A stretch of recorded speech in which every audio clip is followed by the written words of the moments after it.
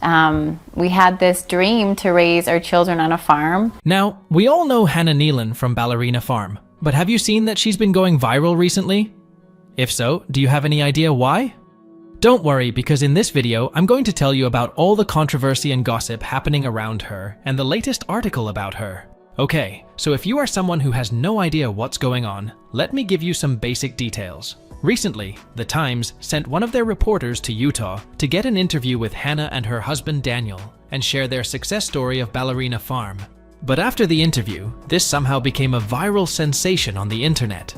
This all started because of the author of this article. The author actually seems to have a specific agenda in mind, as the article focused on showing Hannah as a trad wife, though she specifically mentioned the opposite. The article sounded as if there were some disagreements between Hannah and Daniel, thereby painting a conflict when there hasn't been any. Okay, so before you make any conclusions in your mind, I've got to tell you about Hannah so you can get a clear picture of why this is even happening. Hannah lived the dream of living in New York as a ballerina. She left home at 17 to pursue this goal. However, she did realize that her whole life would change once she had children. That was natural, and she knew it. But many have misconstrued this as a loss of identity. Yeah, now that sounds like a huge issue with society itself. Hannah's husband Daniel comes from a wealthy Mormon family. He was very clear that he expected Hannah to be more at home and spend more time with their children. However, he was also aware of Hannah's desire to work together. This ultimately led to their current lifestyle and our ballerina farm.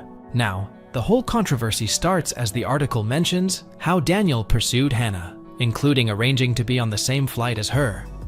While some have criticized this as creepy, others argue it is no big deal, and that's common these days. Ever since then, the couple's quick marriage and decision to start a family so early has been a matter of discussion. There has been a lot of scrutiny about how many kids they had and every other small detail.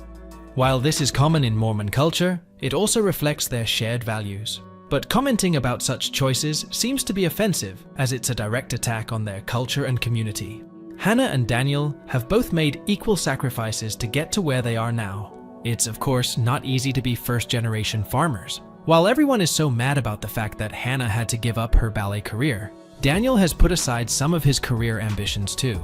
They were mutual compromises made, but some feminists have portrayed it as one-sided, while only looking into the sacrifice that she has made.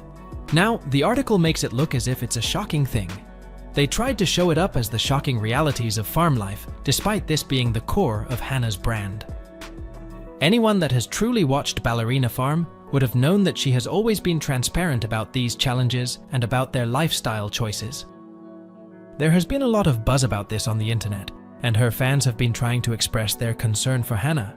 But the issue with this happening was that all the reactions have been based on a misrepresenting article, causing her nothing but inconvenience, as she expects her fans to help her stop spreading this misinformation. Other Mormon creators, such as Nara Smith, face similar scrutiny and criticism. Despite this, they continue to focus on their families and values, showing resilience in the face of public opinion.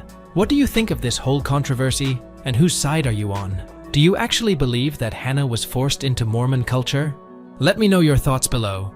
Drop us a like if you've stayed this far, and don't forget to subscribe to our channel for more such content.